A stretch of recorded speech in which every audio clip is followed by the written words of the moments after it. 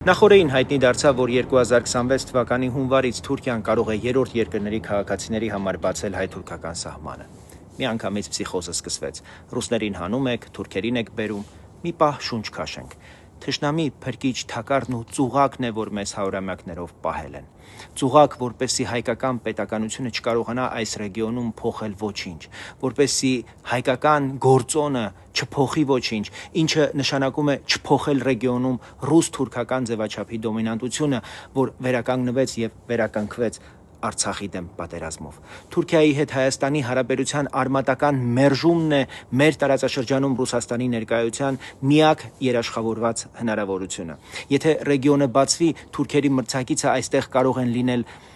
ամերիկացիները, չինացիները, թուրքերը, հնդիկները, ֆրանսիացիները, արաբները,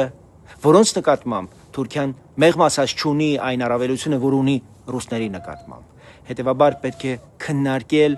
շահերը եւ ռիսկերը։ Պետք է հիմքում դնել Հայաստանի առաջնահերթությունները եւ Հայաստանի խաղաղությունն ամրապնդող օրակարգերը։